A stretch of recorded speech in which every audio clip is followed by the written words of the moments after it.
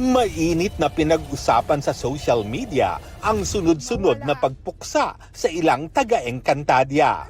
Mula kay Hara Cassandra Hindi mapapasayo ang Nereo. hanggang kina Mira at Lira.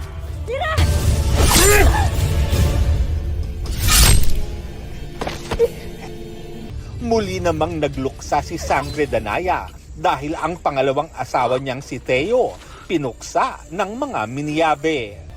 Napasakamay rin ni Mitena ang brilyante ng hangin at brilyante ng tubig mula kay Alena na ikinulong pa.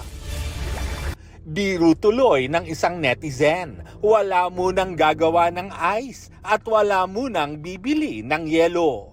Sagot dyan ni Rian, magmainit na tubig muna this week dahil parang hindi raw siya muna makakalabas ng bahay sa galit ng Encantadix.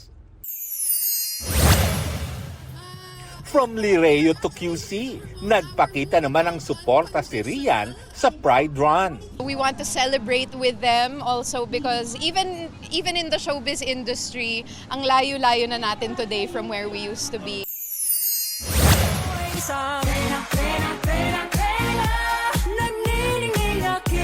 At real doll naman ang atake ni Michelle D sa kanyang Reyna Pride version. May cameo pa rito ang kanyang mommy Melanie Marquez at kanyang fur baby. Running era ni Barbie Forteza, itinuturing niyang escape from reality. It's something I have control of. Pag alam kong tatakbo ko, ang focus ko lang is on my pace, distance, time, ganyan. So, talagang limot ko yung mga iniisip ko sa trabaho. Busy raw si Barbie ngayon sa back-to-back projects. Paano kaya ang kanyang love life? Oo, hindi depende. Makatrabaho ang ex. Oo, hindi depende. Magpaligaw na. After 37 years, Anna Wintour nag-resign na bilang editor-in-chief ng kilalang American fashion magazine na Vogue.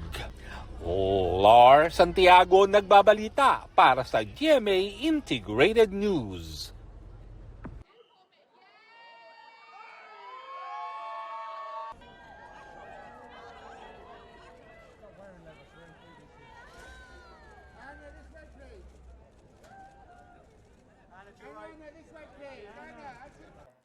Huwag magpahuli sa mga balitang dapat niyong malaman. Mag-subscribe na sa GMA Integrated News sa YouTube.